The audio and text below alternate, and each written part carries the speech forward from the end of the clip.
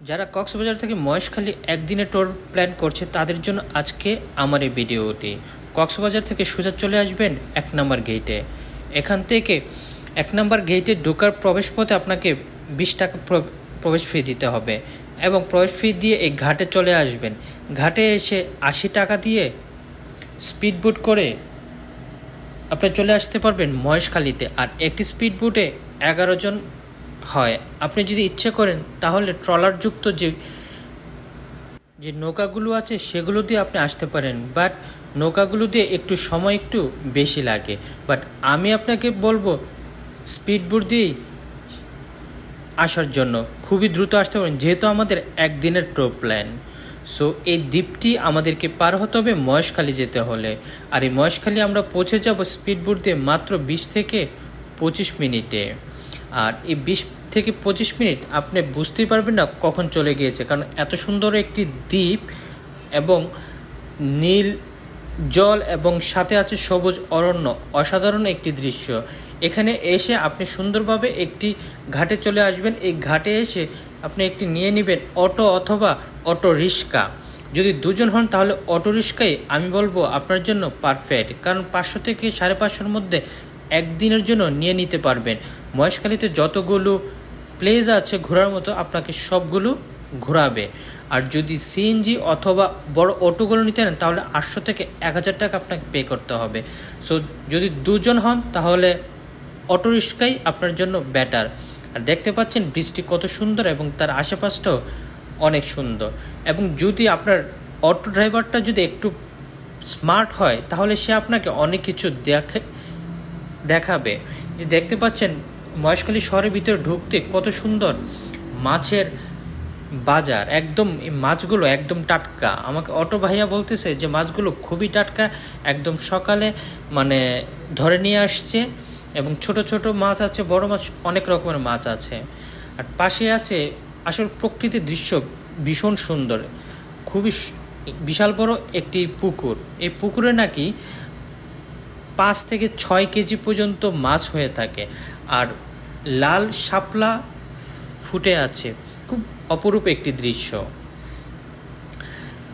শহরটা ছিমছাম, খুবই ভালো লেগেছে আমার কাছে। কোনো জাম নেই, কোনো ঝামেলা নেই। সো খুবই ভালো লাগবে আপনাকে, যতক্ষণই আপনি সেখানে থাকবেন খুব সুন্দর একটি সময় কাটাতে পারবেন আর শহরটা একটু এই ফাঁকে ঘুরে নিতে পারবেন। সো ভিডিও ক্লিপে দেখতেই পাচ্ছেন কোনো যানজট নেই, মানুষজন খুবই কম। প্রথমে চলে যাবেন। আর আপনি যদি এই সম্পর্কে ধারণা থাকে তাহলে অটো ভাই আপনাকে নিয়ে যাবে। প্রথমে আমাদেরকে নিয়ে গেছে এখানে লবণের চাষ করা হয়। যখন যে বৃষ্টির সিজন এবং এই পানির সিজন তখন এই জায়গাটিতে লবণের চাষ করা হয়। আর লবণ কিন্তু মহেশখালীতে উৎপাদনের ৩টি জায়গার মধ্যে একটি প্রধান কেন্দ্র। প্রচুর পরিমাণ লবণ উৎপাদন করা হয় এই মহেশখালীতে। শুধু একটি প্লেসে আমরা দেখেছি, আরও অনেক প্লেস আছে, বাট সেখানে আমরা যাইনি, কারণ যেহেতু এখন লবণ উৎপাদন বন্ধ আছে সেজন্য সেখানে আমরা যাওয়া হয়নি। আর এটা হচ্ছে পান গাছ। আর পান গাছ যারা দেখেননি একটু দেখে নিতে পারেন। আর পান গাছগুলো সবসময় এভাবে ঢাকা থাকে যেন রৌদ্র তাপ ততটা না লাগে এবং মানুষ যেন এটাকে কোনো প্রবলেম না করতে পারে। সো আমি একটু ফাঁকা করে দেখার চেষ্টা করেছি এবং আপনাদেরকেও দেখানোর চেষ্টা করেছি। পান গাছ অনেকেই হয়তোবা দেখেছেন, এই যে দেখেন কিভাবে পান গাছগুলোকে ভেড়া দিয়ে রেখেছে একদম ছাদযুক্তভাবে। এটা হচ্ছে একটা ইসকনের মন্দির। রাস্তাঘাট খুবই সুন্দর।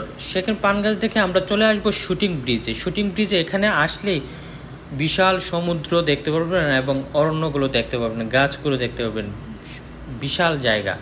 সো খুবই ভালো লাগবে শুটিং ব্রিজে। এখানে প্রায় সময় অনেক শুটিং হয়ে থাকে, সো এটার নাম দেওয়া হয়েছে শুটিং ব্রিজ। আর এই শুটিং ব্রিজটিও পড়েছে শহরের একদম মিডলে।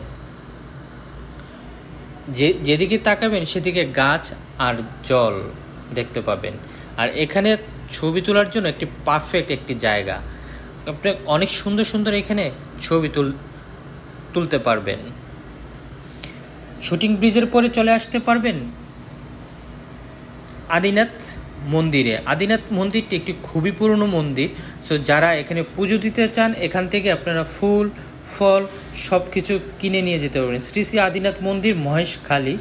সো প্রথমে এই গেটটা আপনার নজরে পড়বে।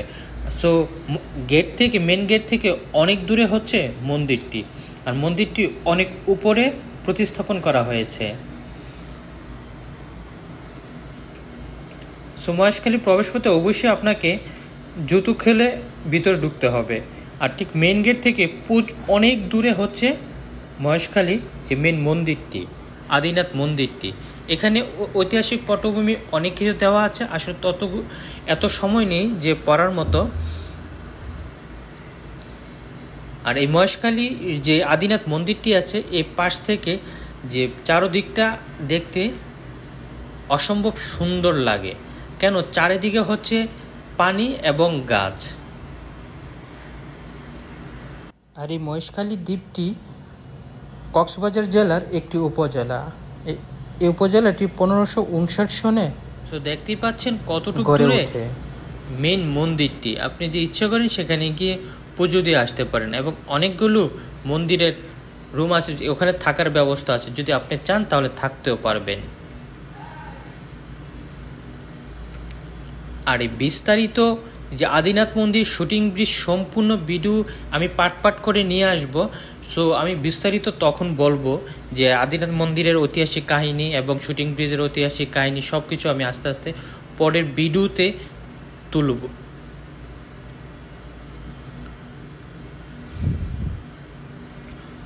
2022 সনের পরিসংখ্যান অনুযায়ী মহেশখালী উপজেলায় মোট লোক সংখ্যা 3,85,000। এর মধ্যে রয়েছে আদিনাথ মন্দির পরিদর্শন করার পরে চলে আসবেন স্বর্ণ মন্দিরে।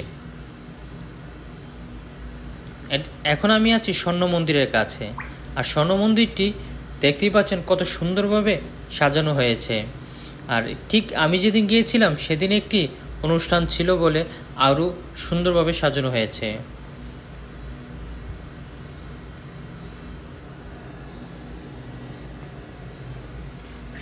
আর মহেশখালী যাবেন, মহেশখালী পান খাবেন না এ কি করে হয়? মহেশখালী পান তো সারা বাংলাদেশের মধ্যে খুবই বিখ্যাত এবং জনপ্রিয়, এটা আমরা সবাই জানি। সো অবশ্যই মহেশখালী গেলে পান খেতে কেউ ভুল করবে না, পানটা কিন্তু অবশ্যই খাবে। আমি খেয়েছিলাম, দুর্দান্ত লেগেছে। আর এখন আমি আছি স্বর্ণ মন্দিরের ভিতরে। সো স্বর্ণ মন্দিরটা ভীষণ সুন্দরভাবে সাজিয়েছে। স্বর্ণ মন্দির পরিদর্শন করার পর চলে আসবেন শুটকির বাজারে। এখানে শুটকি মানে বিভিন্ন প্রকারের শুটকি পাওয়া যায়, এবং দেখতেই পাচ্ছেন কত সুন্দর অনেক রকমের শুটকি এখানে আছে।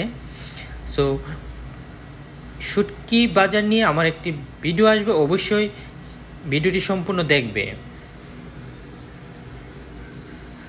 এখানে আমাকে বলা হচ্ছে কোন শুটকি কত দাম এবং কিভাবে তারা বিক্রি করে, কতদিন শুকাতে লাগে, সম্পূর্ণ কিছু আমাকে সে তুলে ধরেছে। সো কীভাবে শুকাতে দেয় শুটকি কত সুন্দর, এবং চারিদিকে জাল দেওয়া আছে যেন কোনো পাখি অথবা কাক যেন এসে কোনো সমস্যা না করতে পারে। এখানে অনেক শুটকি রয়েছে। সো অন্য একটি ভিডিওর মাধ্যমে আমি সম্পূর্ণ শুটকির তথ্য আমি তুলে ধরবো এবং দাম কত সেটা তুলে ধরবো, কী কী শুটকি আছে সেটা তুলে ধরবো।